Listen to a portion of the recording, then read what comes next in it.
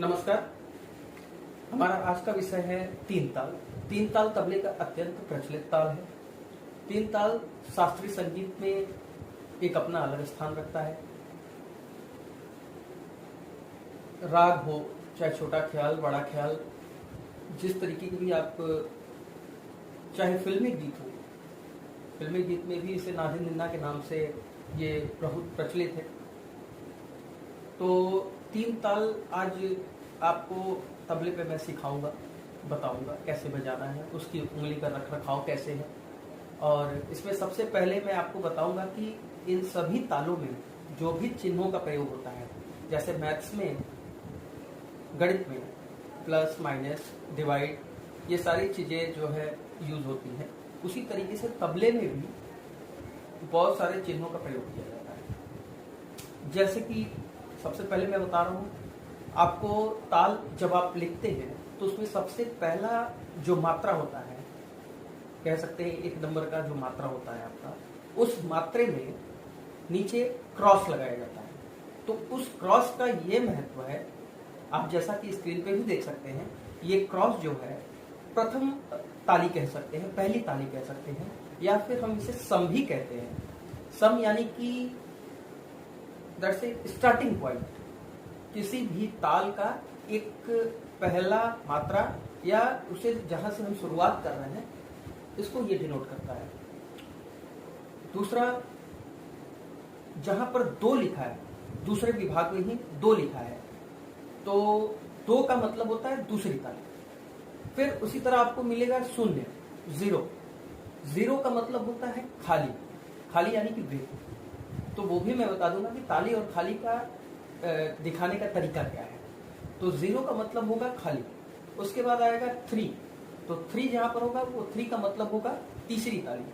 और फिर इसी तरीके से जब आपका कभी किसी भी जगह पर एस जैसा कि एस होता है, अल्फाबेटिकल एस जो होता है, उस एस की तरह कोई भी चीज आए तो आप उसको समझें कि वो अवग्रह है।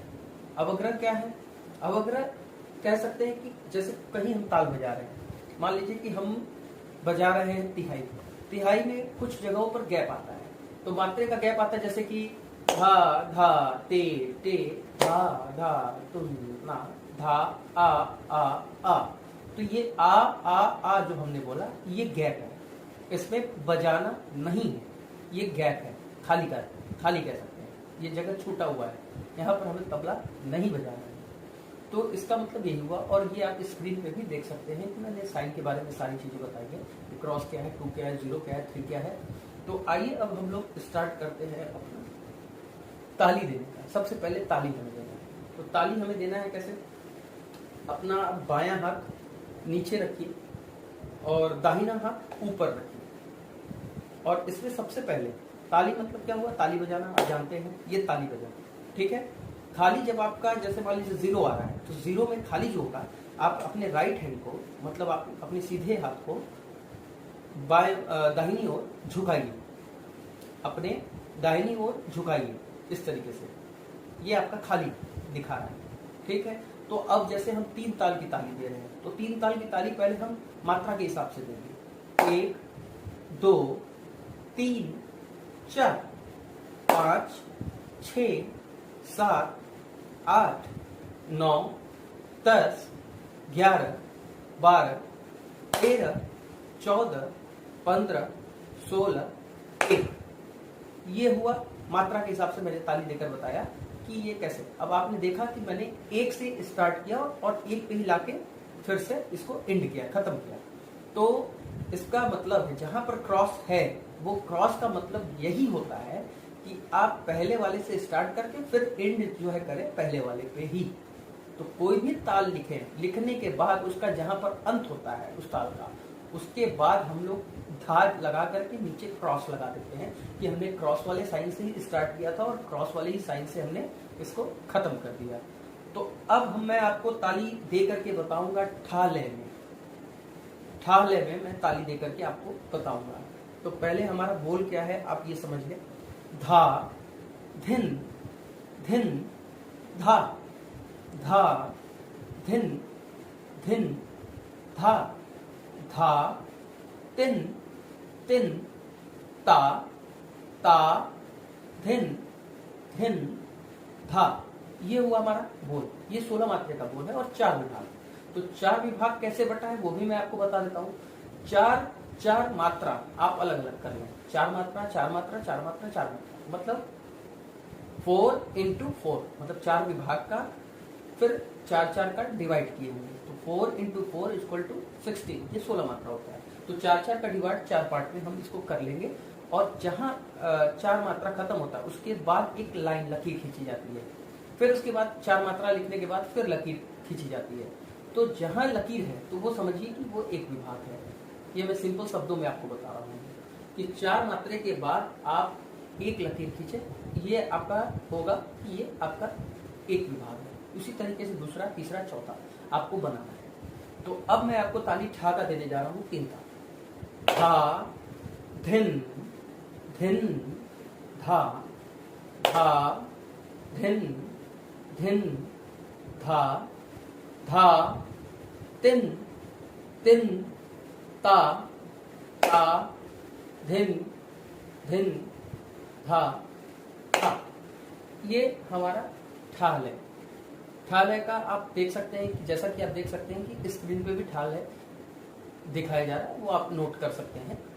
धा, धिन, धिन, धा, धा, धिन, धिन, धा, धा, तिन, तिन, ता, ता, धिन, धिन, धा, धा। ये हमारा हुआ ठाल है। तो ठाल है स्क्रीन पे है, आप इसको नोट कर लीजिए। ठाल है में अब इसके बाद जो है मैं दुगुन ले दूं। दुगुन ले में कैसे देना है? अब ठा का जो बोल है, उस ठा का जो बोल है 16 मात्रे का बोल, आप पहले तो उसको एक जनरल तरीके से रफ कॉपी पर लिख ले। उसके बाद वही बोल सेम आप एक बार और लिख लें। मतलब 16, 16, 32। उस 32 को आप 2-2 का पार्ट बनाएंगे। तो मतलब अगर आप 32 को 2 से भाग करेंगे तो 16 मात्रा वो आ जाएगा। मतलब 32 डिवाइडेड बाई 2 इक्वल टू 16। तो हमें इस 16 मात्रा को दुगुन कैसे बनाना है? मतलब 32 का जो मात्रा है आपका, मैंने बताया ना कि ठा का जो बोल है, ठा के बोल को आप 2 बार लिख लें और फिर उसके बाद ऊपर से 2-2 मात्रा को एक साथ करते जाए। नीचे कैप लगाया जाता है। कैप क्या होता है? जैसे 2 मात्रा आपने कहीं लिख दिया, 2 मात्रा लिखने के बाद उसके नीचे आपने कैप लगा दिया, तो वो कैप का मतलब ये है कि ये एक मात्रा हो गया। तो इसी तरीके से 2-2 मात्रा के नीचे आप कैप लगाते जाए। कैप लगा देंगे तो ये डिवाइड हो जाएगा आपका और फिर उसके बाद निकलेगा कितना? 16। तो फिर से मैं आपको बता रहा हूँ कि दुगुन की ताली में कैसे देनी है, लेकिन इसके पहले मैं आपको एक बार फिर से बता दे रहा हूँ कि ठा के बोल को आप 2 बार लिखें। ठा का जो मैंने बोल अभी इसके पहले बताया उसको आप 2 बार लिख लें। लिखने के बाद 2-2 मात्राओं को एक साथ आप मर्ज कर दें। मर्ज करने के बाद आप देखेंगे 16 मात्रा वो बन जाएगा और फिर उसको 4-4 के डिवाइड पार्ट में उसको बांट दिया जो है। तो अब आपको दुगुन का ताली मैं दिखा दूं। धा, धिन, धिन, धा, धा, धिन, धिन, धा, धा, तिन, तिन, ता, ता, धिन, धिन, धा, धा, धिन, धिन, धा, धा, धिन, धिन, धा, धा, तिन, तिन, ता, ता, धिन, धिन, धा।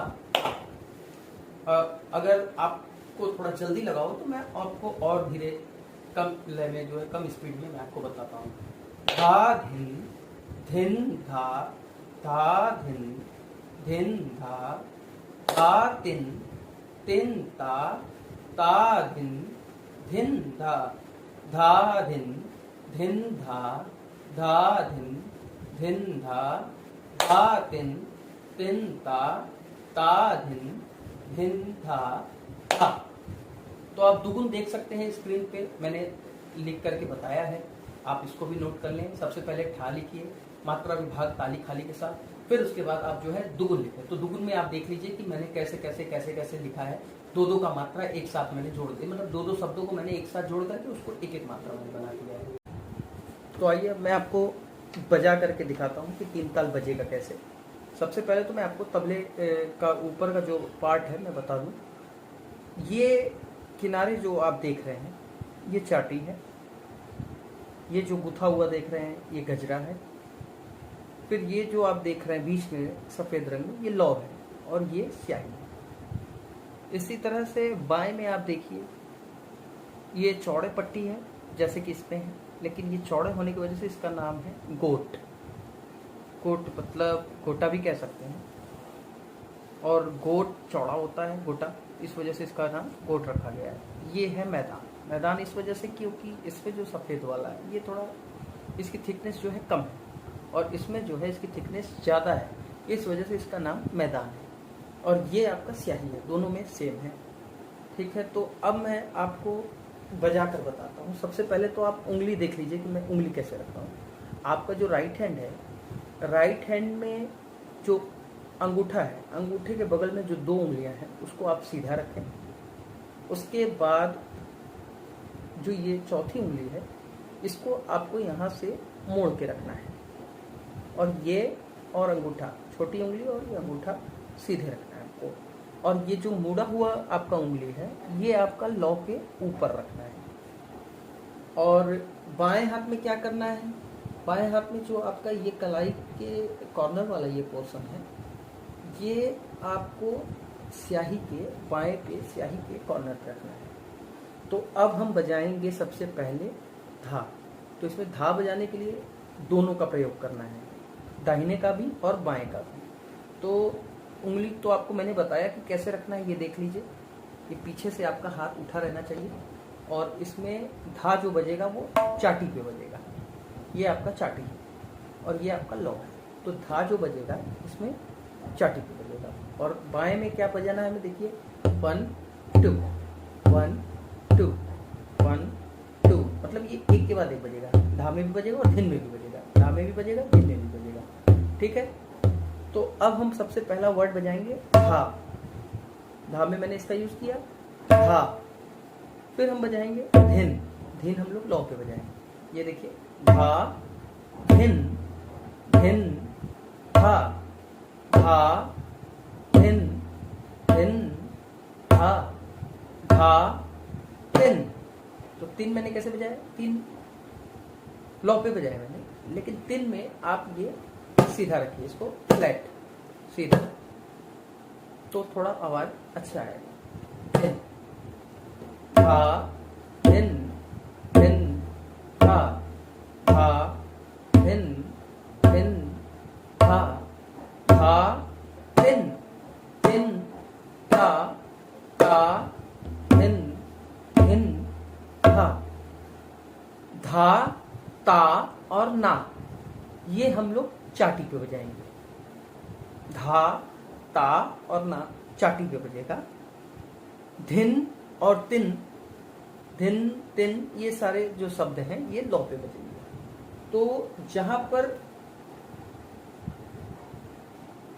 धा आया तो चाटी बजाए, धिन आया लौ बजाए, ता आया तो ता में इस पर जो है बाएं पे सीधा हो ता ता तिन, ता तिन, दोनों में ये आप इसको आप बाएं पे सीधा धा धिन धिन धा धा धिन धिन धा धा धिन धिन धा धा धिन धिन धा धा धिन धिन धा धा धिन धिन धा धा धिन धिन धा धा धिन धिन धा धा धिन धिन धा धा धिन धिन धा धा धिन धिन धा। इसको आप डेली प्रैक्टिस करें और जो भी नोट्स मैंने इसमें आपको वीडियो में बताया है वो वीडियो में से आपको लेकर के कॉपी में नोट कर लेना है। और इसके प्रैक्टिस कंटिन्यू करने से इसकी स्पीड में भी आपके इम्प्रूवमेंट आएगा। अब इसी को थोड़ा हम दुगुन में बजा दें।